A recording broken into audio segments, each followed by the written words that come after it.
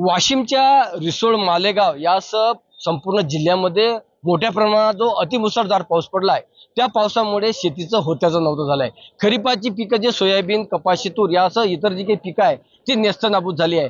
आणि जे काही शासनानं काल घोषणा केली वाशिम जिल्ह्यामध्ये जुलै आणि ऑगस्टच्या मदतीसाठी ती अतिशय तोकडी आहे आणि या मदतीमधून शेतकऱ्यांना कोणताही मोठा फायदा होणार नाही। आणि या वाशिम जिल्ह्यातील रिसोड मालेगाव मध्ये तर प्रचंड असं नुकसान झालंय।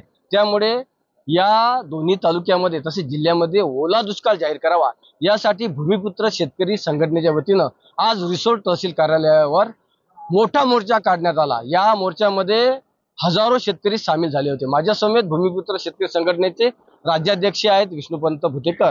आपण त्यांना विचारूया नेमकं त्यांची या भूमिका काय आहे या मोर्चासाठी। मला सांगा नेमकं काय होते। मे पासून सातत्यानं रिसोड तालुका आणि वाशिम जिल्ह्यामध्ये अतिवृष्टी होते आणि झालेल्या अतिवृष्टीनं शेतकऱ्यांचं उभं पीक पूर्णपणे वाहून गेलेलं आहे। उभ्या पिकाबरोबरच शेतातली माती, दगड सगळं वाहून गेलं। सिंचनाचे साहित्य जे उभे केले होते, सोलार असतील, तुमची तार लाईन, इतर जे साहित्य असेल तेही वाहून गेलं। अशा परिस्थितीमध्ये शेतकऱ्यांसाठी आजपर्यंत सरकारनं कुठलीही मदत केली नाही आणि म्हणून भूमिपुत्र शेतकरी संघटनेच्या माध्यमातून रिसोड तालुक्यासह वाशिम जिल्हा दुष्काळग्रस्त घोषित करावा। त्याचबरोबर शेतकरी आता पीक कर्ज भरण्यासाठी सक्षम नाहीत, त्यामुळं शेतकऱ्यांचं थकीत असेल, नियमित असेल, सगळ्या प्रकारचं पीक कर्ज माफ करण्यात यावं। याशिवाय ज्या जमिनी खरडून गेल्या त्याचे वेगळे पंचनामे करून त्यांना मदत द्यावी। या विविध मागण्यांसाठी आज हजारो शेतकरी एकत्र आले आणि रिसोड तालुक्यावरती भूमिपुत्र शेतकरी संघटनेचा हा मोर्चा धडकला। मला सांगा दादा, प्रचंड मोठं असं नुकसान झालंय, काय सांगा? तरी शासनाने यामध्ये भरभरून मदत करावी अशी आम्हाला या रिसोड तालुक्याच्या वतीने वाटते। जवळपास मे महिन्यापासून सततचा पाऊस होत आहे। तालुक्यामधील बऱ्याच शेतकऱ्याचे पिकाचे भरपूर नुकसान झालेले आहे। विष्णुपंत भुतेकर भूमिपुत्र शेतकरी संघटनेचे संस्थापक अध्यक्ष यांनी प्रत्येक बांधावर जाऊन शेतकऱ्यांची भेट घेतली। त्यांच्यावर विश्वास ठेवून इथे रिसोड तहसीलला हजारो शेतकरी इथे आपल्या मागण्या पूर्ण करण्यासाठी उपस्थित झाले।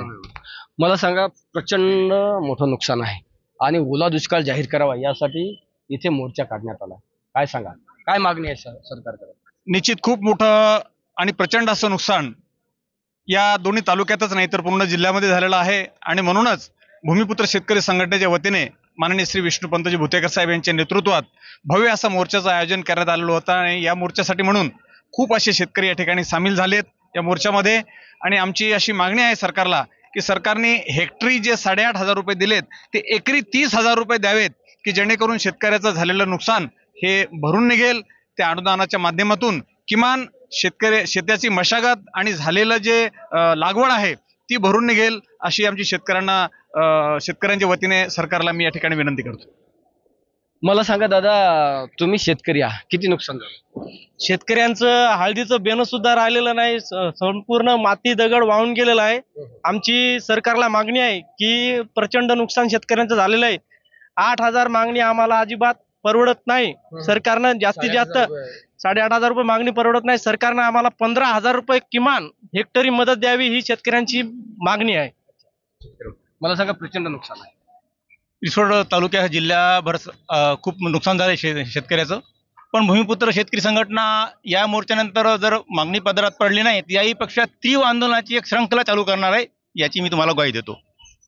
खरंच वाशिम जिल्ह्यामध्ये रिसोड मालेगावमध्ये तर प्रचंड नुकसान आहे, मात्र इतरही तालुक्यामध्ये अति नुकसान झालंय आणि शासनानं जी काही मदत जाहीर केलेली तोकडी आहे यासाठी वाशिम जिल्ह्यामध्ये ओला दुष्काळ जाहीर करावा आणि शेतकऱ्यांना मोठी मदत करावी अशी मागणी आज या मोर्चेकऱ्यांच्या वतीनं करण्यात आली। किशोर गोमाशे, निधी लोकमत, रिसोड, वाशिम।